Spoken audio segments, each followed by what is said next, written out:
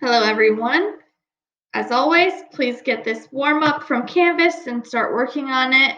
I wanted to practice one of the two proportion tests, the two sample tests for difference in proportions that we did yesterday. So give it a try on your own and then unpause to check the answers, and I'll go over some tips and tricks as well once you do that. Okay, so we're doing past still. Remember P, A, we have our statistical work and our summary sentence. And so that's just a little template for you to make sure you always follow. And so this one, the way you can tell it's two samples versus one is when you look and you see that we had 80 people that ate the fish, and then we have another sample of 60 people that did not eat the fish. So that's two samples. And so that's how I know to put two sample right there. Proportions are always Z. And then the way I know that it's a test is because they say, is this convincing evidence? And so that's how I know to do test. And then here again, they mentioned that there's two proportions. So we have one proportion higher than the other proportion. So one thing that makes it easy is if you just go ahead from the beginning and you're just, okay, so we have proportion of people who ate fish that got sick is higher than the proportion of people who did not eat fish. And so then we like to turn them into a subtraction so we can do math with it. And so that's going to be your HA. That's one thing that you can always do. Whatever the question is there evidence? That's your HA. So you can just kind of write that out, what makes the most sense to you, and then turn it into a difference by moving one of the proportions to the other side. And so that's how I got this right here. And then we just calculate all the sample proportions. Don't forget your pooled proportion, P hat C. It's on your formula sheet. It's both of the successes over both of the samples. It's just assuming that whether you or not you ate the fish didn't impact you getting sick. The proportion of people getting sick was the same. And so that's saying that the null is true, remember. So that's our P hat C, the pooled proportion. And then we use that in all locations where we were using P hat 1 and 2 before. So we use that in the large counts. We use it again in the standard error formula. Don't forget that your formula sheet has that there for you. And so we have, I could have written it like 0.736 times 1 minus 0.736 times 1 over 80 plus, 1 over 80 plus 1 over 60, but I didn't. I like to write it with each fraction so that it looks closer to the other one we're used to using more, but either one is fine. Remember, I like you to write the test statistic formula, so that way it's easier to fill in. Then filled in, we have our normal z-curve is what I'll call it, shaded, and our p-value. Now I do want to show you one more time how to get that p-value. And so what we do is with the calculator, you can use table A. It's totally fine to continue using table A, but I want you to get used to the calculator too. So this time I have a positive test statistic. And so in that case, I put the test statistic as my lower, and then I go to infinity for my upper. So I just hit 9 a bunch of times. You can do 1E99. The E is above, where is the E? Above the comma. If you do the second comma, that gets you the E. You can type that if you want. I just like to hit a bunch of 9s because it's faster. And so what that means is if you look at my picture, is I'm shading from 1.99 to the right, and so my lower is 1.99, and my upper is infinity, and that is the only way for me to do infinity on here. It's a z-score, the test statistic is, so we have 0 and 1, and then paste. So that's how I got 0.0233. Again, you're welcome to continue using your table A if you're more comfortable with that. And then our last S is the same as always. So remember the last S, we compare, we decide, And here we conclude. And they should always have context. And it's your HA, really. Or just basically the question that got asked. Is there evidence of this? Yes, we have evidence. No, that we don't have evidence. Okay, now we're doing our last lesson for this unit. So take out the worksheet that says, should Greensboro switch to bottled water? What we're going to be talking about today is what happens when these decisions that we make, like, oh, we've decided that eating the fish was the culprit behind getting sick because a higher proportion of it who ate the fish got sick. So what is the consequence of deciding something like that based on a probability and being wrong? And so we're going to do some of it together. So should Greensboro switch to bottled water is the activity. Take it out. And we're going to do number 1 together just to make sure you have it set up properly, and then you will do the rest.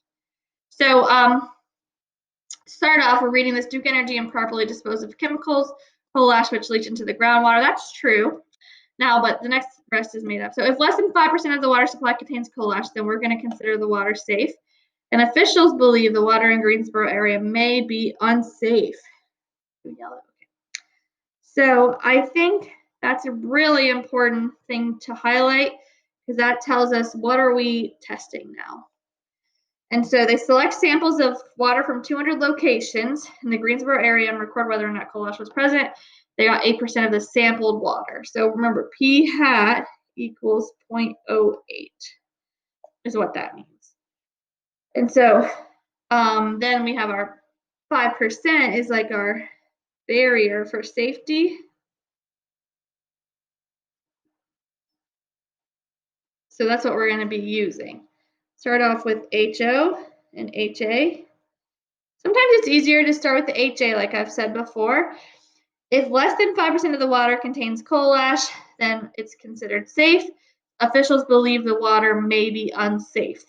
So the HA is usually what we're testing for. If it's unsafe, then it contains more than 5%.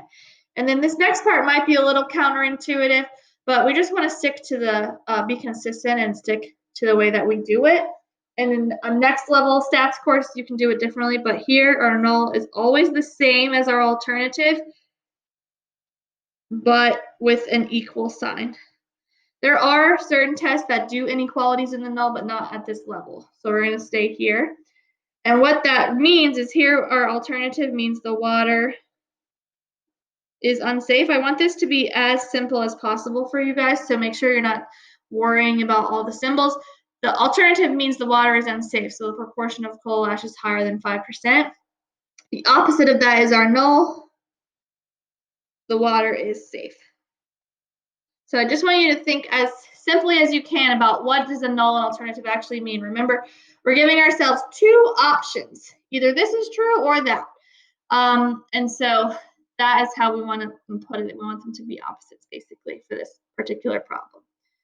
And so I want you to think about that as you do questions 2 through 8. Some of them might be a little challenging, like maybe number 5. Don't worry about it if you can't get it right away. We'll talk about it in the debrief. So go ahead and start with number 2. Use your interpretation to do the p-value. At the end of this lesson, I'll give you, or in Canvas, I'll give you a interpretations flashcards for you to start studying with before your next test. Right?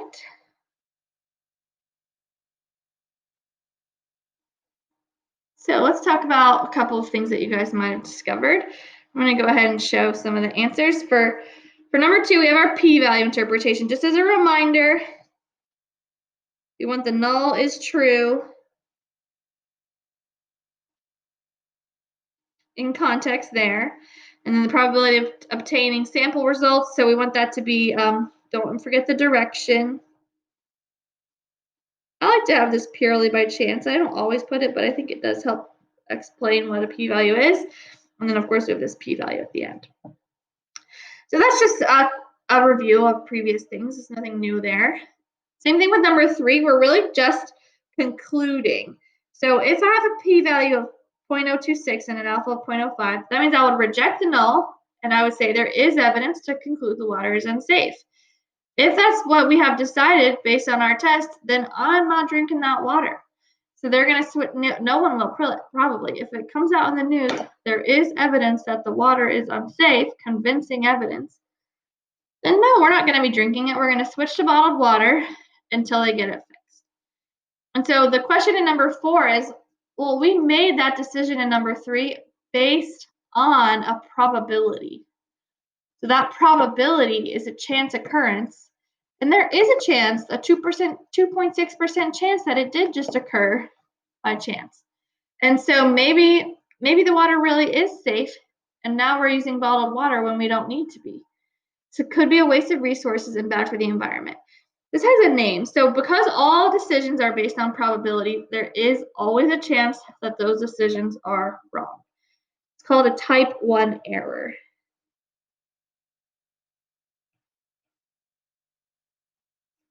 And a type 1 error, oops, I want to put that, next to number 4, not number 3. Just making that decision doesn't make it an error. Only when we say, let's just suppose this decision is wrong. And so what decision was when you reject the null, that if that's wrong, then we're going to say, but it's true. And so that's a type 1 error. Now, number 5 says, given the water is safe, how often will this occur? And the answer to that is actually your alpha level. If you go back to the very first day we did tests, when we looked at the definition of alpha, then that is exactly what a type 1 error is. It's your alpha. So it's the probability that you'll reject the null when the null is true. Because remember, the logic of a significance test is to assume the null is true the whole way through. It's like a conditional probability, and it does always start with given that the null is true. And so that is based on the whole test. That's where your alpha level is. All right, now number 6, if we reduce our alpha level to 0.01 and we keep the p-value the same, because it's the same scenario, we would fail to reject the null this time. So really, notice how the alpha is kind of the one that is making these decisions for us. And here we don't have enough evidence to conclude the water is unsafe. So if I was making a news report, I would say there's not sufficient evidence to conclude the water is unsafe. And if I read that, I would say, cool, I'm going to keep drinking it then. And so that's the decision that we make in number 6. Now, what's the consequence if that's wrong? Well, now we're drinking water that's unsafe. People could get sick, people could get hurt, etc. And so that's called a type 2 error. There are 2 types because there are 2 decisions that we make based on probability. We either reject the null or we fail to reject the null.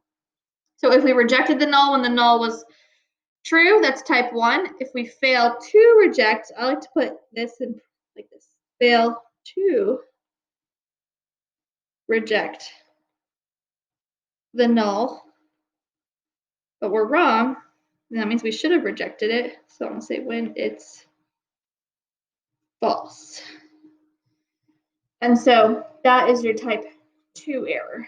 The way I remember it, type 2, fail to, and then type 1 is the other one. So for number 8, that really you could have put anything. I mean, if you're, I personally think that drinking unsafe water is worse because people could get hurt and sick from that. But if you're an environmentalist, and maybe if the environment is really on the brink of destruction, then it is catastrophic to be wasting, water bottles and polluting the environment. The main point about this is that you want to set the alpha level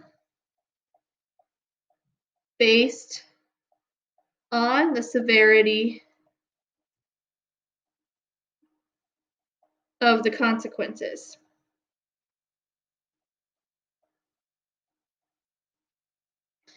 And so if we have a more serious error would be rejecting the null when it's actually true, wasting stuff, then I would make my alpha really low because I want to keep that type 1 error really low. If the error is more serious to have unsafe water, then I want to make my alpha higher so that it's harder to fail to reject the null. And so then I would have my alpha level at a larger value. There's a couple ways that comes together on the notes. So I'm going to show it, talk about it for a second, and then let you copy it down. So here's this little table of all the possibilities. So there's 4 things that really could be happening with each test. Remember, we either reject or fail to reject the null. That's not always an error. It's only an error if the null was true or not, and the null or alternative was actually true. And so that's where this little grid comes in. It just helps us see 4 possible outcomes. Don't forget that type 2, the way I remember it, is fail to, and that's how I keep that straight in my head. There's actually a new vocabulary word in here called the power that we don't have the time to do an activity for. But the power is just think of the strength of the test. The probability will correctly reject a false null hypothesis given a specified alternative hypothesis. So it's like saying when the alternative is true, given alternative true. But the alternative is an inequality, so we have to give it a specific value for that to work. We're not going to calculate that by hand. There's just one relationship that will come up. And so I want you to know that, but otherwise we won't be calculating that by hand. Alpha is probably making a type 1 error. That's your significance level. And we call beta probably making a type 2 error. So beta equals 1 minus the power, which means your power equals 1 minus beta. So type 2 and power are directly related. And if we had more time, I would love to explain that more. I can at some point if anyone likes. You can also do some, I think the College Board AP Daily videos will probably do a really great job explaining the power and the logic behind it. But for our purposes right now, we just need you to know how power and type 2 are related, and that type 1 is alpha. And so then this last part is just, there are 4 ways that you can decrease the type 2 error probability. You can increase your sample size. That's always great. Increase sample size will increase power.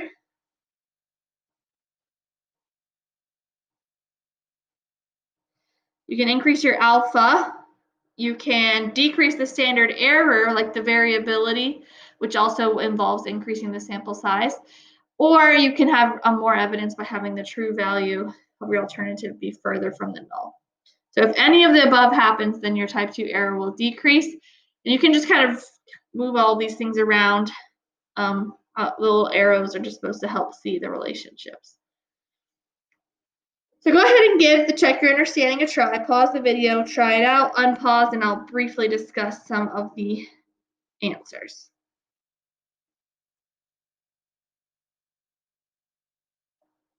All right. Number 1, type 1, reject the null when it's true. I like to just write the definition. Oops, I'm erasing it. I like to write the definition first. And so I'm going to make a little note and just say define out of context and then describe. That's my suggestion. Makes it easier. And then again here with number 2, you could have put whatever you want, like maybe you're the employee and you think it's more serious to not get utilized or paid when you could be helping.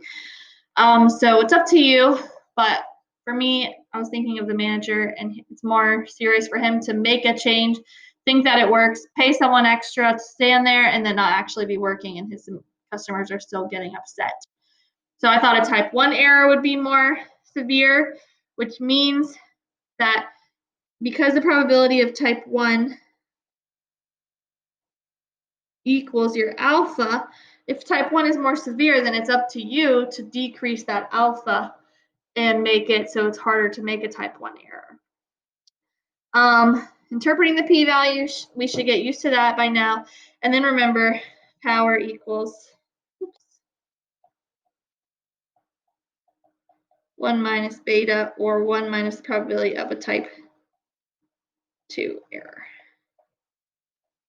That's all you have to do with the power. I know that you probably want to know more about it, but right now that's all we can do for it. Okay, so hopefully you guys see that type 1 and 2 errors have a lot of meaningful context. If you have paid attention in the news at all, they talk a lot about false positives and false negatives with COVID tests and any sort of test to determine if you have a sickness or disease, or it's, I don't know, virus or anything. And so you can think about a false positive like a type 1 error and a false negative like a type 2 error many times. So I'm just going to write that down here. That might help some of your understanding. And I really do suggest you watch the AP Daily video for topic 6.7 and the additional practice today. I think that will be really helpful for the overall understanding of a type 1 and 2 error. All right, thank you so much. Have a great day. Try your homework. See you next time.